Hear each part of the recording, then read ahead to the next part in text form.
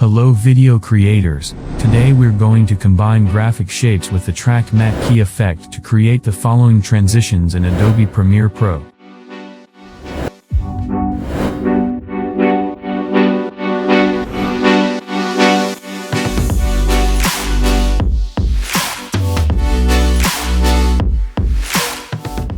Now I'm going to show you how to make this transition in Adobe Premiere Pro.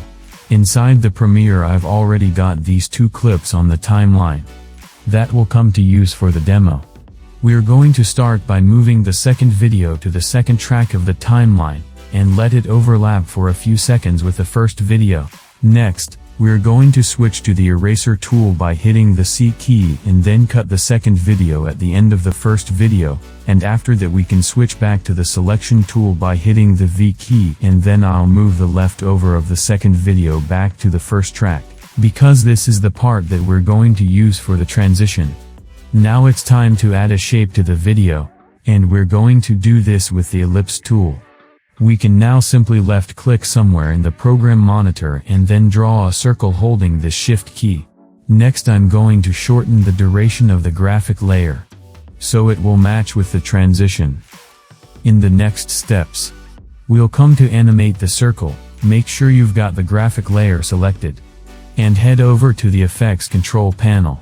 In here I'm going to open up the shape layer, and then enable keyframes for position and skill by clicking on the stopwatch icon, and then I'm going to zoom out in the program monitor because we need to work outside of the frame.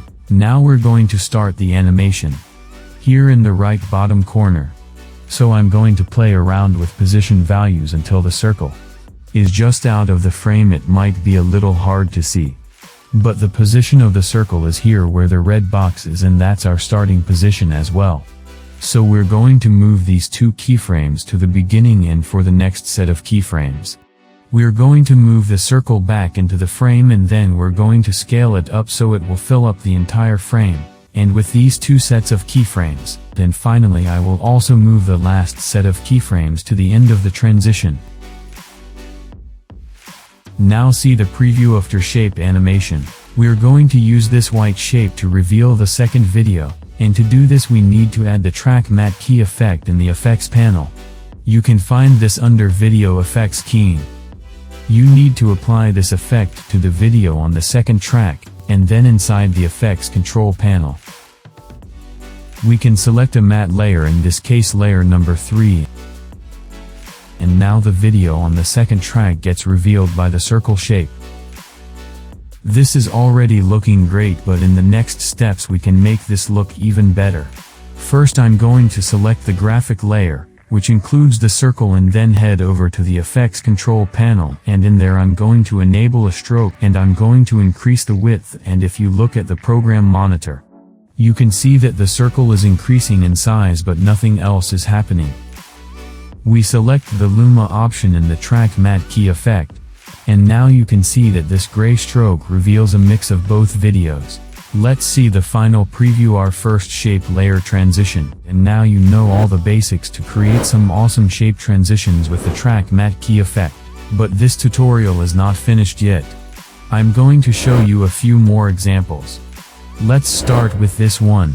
For this example I'm going to do it a little faster because you've already seen how to do the basics, and as you can see here I've already done all the preparations that I showed you earlier in this video. Now I'm going to zoom out in the program monitor to 25%, and then draw a rectangle over the frame like this.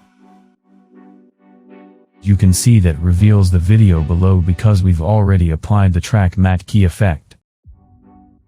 Now it's time to animate the rectangle. I'm going to select the graphic layer and then move over to the effects control panel.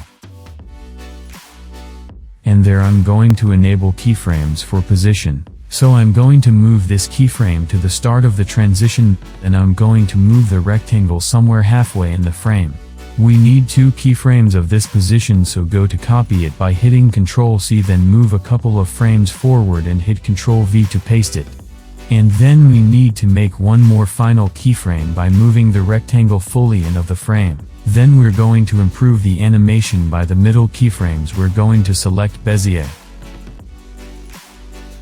First keyframe, select Ease Out. And for the last keyframe we're going to select ease in, and to finish it off we can also enable the stroke for the rectangle. We already know how to do it, so I can speed up this part. Let's have a look at the final results. I hope you enjoyed this one, and if always, thanks a lot for watching, and I hope you have a wonderful day.